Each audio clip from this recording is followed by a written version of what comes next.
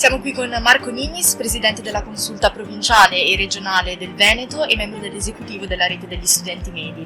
Grazie Marco. Grazie a voi dell'invito. Allora, tu sei uno studente e sei fresco di maturità, quindi innanzitutto ti chiediamo come avete vissuto voi studenti l'esperienza della DAD nell'ultimo anno e mezzo di pandemia? Allora, la DAD ha stravolto tutto il modo che è stato proprio degli studenti per tantissimo tempo di fare scuola, nel senso che chiaramente nel momento in cui le classi fisiche venivano trasportate all'interno di una finestra di un computer si è perso tutto forse il lato anche formativo più importante della scuola, che è quello umano, che è quello aggregativo, che è quello di rapporto interpersonale. Forse di cosa si è ridotta quindi anche la didattica a un approccio del tutto nozionistico, a una lezione, ho delle cose da insegnarti, te le trasmetto, che sia anche semplicemente attraverso una finestra di computer in cui non vedi neanche la mia faccia, faccio così e va bene e basta. Ecco, no, la didattica chiaramente per come era strutturata prima, non ancora abbastanza, però si dava anche l'obiettivo di far aumentare la crescita umana delle persone. E chiaramente la didattica a distanza ha svilito tutto questo. Ha avuto un unico grande merito, è stato quello di far rendere conto a tantissime persone che ancora c'erano delle problematiche all'interno del modo in cui si faceva scuola in Italia, che fosse per la didattica in sé, che fosse per il rapporto tra professori e studenti, che fosse proprio per l'approccio all'insegnamento, che anche a causa della didattica a distanza ha ingigantito appunto quelle che erano le sue storture e può trasformarsi in un punto di ripartenza per ripensare a un modello diverso di scuola. Ma allora questa ripartenza della scuola in presenza, come la volete voi studenti?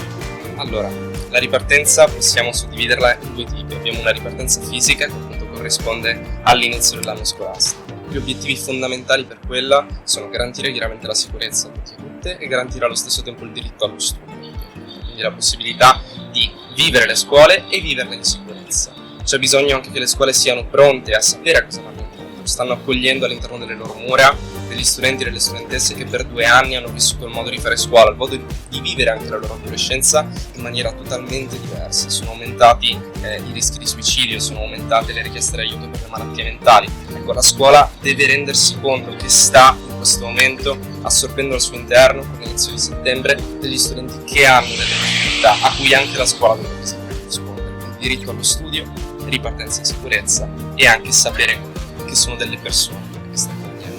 L'altro macro tema della ripartenza è un po' più sui massimi sistemi ed è una ripartenza del sistema scolastico in generale. Come dicevo prima, la DAD ha evidenziato le sfaccettature.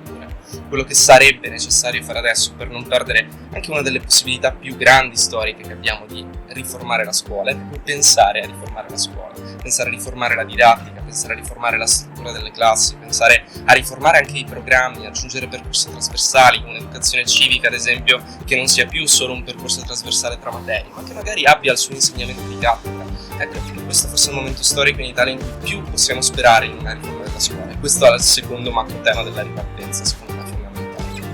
Tra l'altro la scuola non è solo attività didattica, ma è anche una serie di attività extradidattiche. Quali sono quelle che a voi studenti sono mancate di più?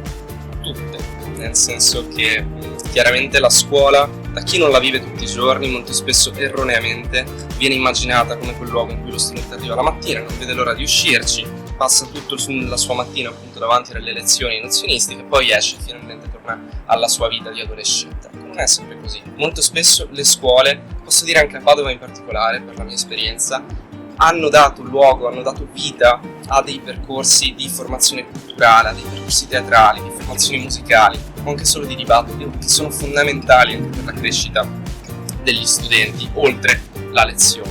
Quello che poi è mancato di più è stato anche tutto il mondo, diciamo, delle occasioni di dibattito all'interno delle scuole. Molto spesso gli studenti utilizzavano gli spazi della scuola, i collettivi, le assemblee d'istituto, quando gestite bene, per confrontarsi, per parlare di come immaginano anche un'idea diversa di mondo e di scuola da vivere. E in quel modo anche gli studenti che stavano male potevano rendersi conto di non essere i soli a stare male, a pensare che potesse esserci qualcosa di meglio. Quindi condividendo le loro voci, rendendosi conto di non essere da soli, riuscivano anche a stare meglio. Chiaramente con la perdita degli spazi fisici anche queste occasioni sono diminuite tantissimo e la speranza più grande è che riescano a ritornare da subito centrali all'interno del mondo della scuola con la ripartenza. Oggi quando si parla di ripartenza si parla di Green Pass. Voi studenti la vedete come un'opportunità, come una sfida? Come la vedete? Allora, quella del Green Pass è di sicuro un procedimento atto a tentare il più possibile di tutelare sia la salute chiaramente nelle persone in sé, sia anche poi quello che sarà il modo di gestire la pandemia nei prossimi mesi. Sappiamo che se aumentano i contagi le scuole torneranno in data, sappiamo che se aumentano i contagi le occasioni di aggregazione spariranno. Allo stesso tempo è un dispositivo che è ancora imperfetto, nel senso che va garantito a tutti che questo dispositivo appunto possa essere in teoria disponibile, che non ci siano casi di discriminazione anche tra studenti, che sia molto chiaro il fatto che al momento una grandissima parte degli adolescenti non ha la possibilità ad esempio di vaccinarsi autonomamente, perché dipende dalle scelte dei genitori.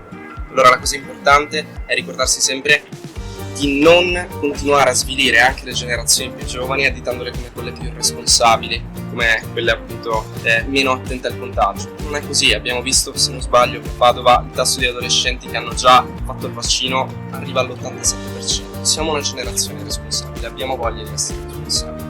Per quanto riguarda il Green Pass bisogna ricordarsi sempre di tutte quelle persone che per motivi medici appunto non possono accedervi o per motivi genitoriali appunto non hanno la possibilità finché non diventano maggiorenni di fare il vaccino. È comunque un buon passo per la sicurezza anche all'interno delle scuole.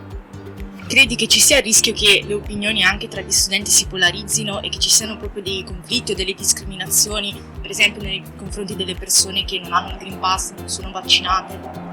Sì, assolutamente. La pandemia, come tutti i periodi di crisi, ha acuito la polarizzazione, sia politica che sia sociale, che sia appunto di conflitto anche in luoghi che possono sembrare semplici come le scuole. La cosa importante è ricordare, ribadire, fare formazione anche su cos'è il Green Pass, su cos'è il vaccino, sulle sicurezze del vaccino, su chi non può ad esempio accedere non per volontà, come i Novax, ma ripeto per motivi medici, per motivi genitoriali al vaccino. Nel momento in cui tutta la componente studentesca ha ricevuto una formazione che garantisca tutti questi punti di vista sul sistema Green Pass, chiaramente anche le discriminazioni di quel tipo caleranno di per sé, in un numero spero notevole. Credi che le problematiche di bullismo, anche a prescindere dalla questione del Green Pass, siano peggiorate, migliorate con la DAD e quali pensi siano le prospettive future? È difficile dire se sono peggiorate o migliorate, hanno cambiato sistema. Chiaramente il bullismo non è più quello che si faceva nei corridoi dal momento in cui gli studenti nei corridoi delle scuole non ci sono stati in questi mesi. Si è trasformato nel senso che è riuscito anche ad adattarsi all'online, abbiamo avuto segnalazioni di casi di bullismo di studenti lasciati fuori dalle lezioni online dai compagni o appunto presi in giro nelle chat dei gruppi, o presi in giro nelle chat stesse delle lezioni davanti ai professori. Anche in questo molto spesso i professori non sono formati a reagire a delle provocazioni di questo tipo, a reagire a dei problemi di questo tipo e ad essere un serio sostegno per gli studenti. Quindi anche qui serve formazione, questa volta non solo agli studenti ma anche ai docenti nell'affrontare problemi di questo tipo, ricordandosi che il bullismo appunto non esiste solo in forma fisica, ma esiste anche e soprattutto in forma mentale e all'interno della DAD si può tranquillamente continuare a fare bullismo in questo modo. Voi come rete di studenti media avete in programma qualche iniziativa di sensibilizzazione sul tema del bullismo? Perché se ce l'avete sapete anche di avere spazio in Fuori la Voce. A livello di bullismo lottiamo da sempre all'interno delle scuole sia con formazioni, sia appunto con formazioni con i docenti, con tavole rotonde di discussione su come creare un sistema anche contrario al bullismo e che non vada solo ad agire nei casi in cui il bullismo si manifesta, ma che estirpi la radice fisica, sociale, mentale. Le iniziative anche legate a questo, non solo sono legate proprio al senso della scuola in generale. In autunno molto probabilmente ci mobiliteremo per chiedere una riforma della scuola. Bianchi ha detto che convocherà gli stati generali della scuola, vedremo se sarà vero, vedremo se avranno voglia di parlare con gli studenti, cosa che poi molto spesso si dimenticano. Di sicuro noi siamo qui e saremo sia nelle scuole sia nelle strade per chiedere di essere ascoltati, per dire possiamo sognare una scuola diversa, un mondo diverso.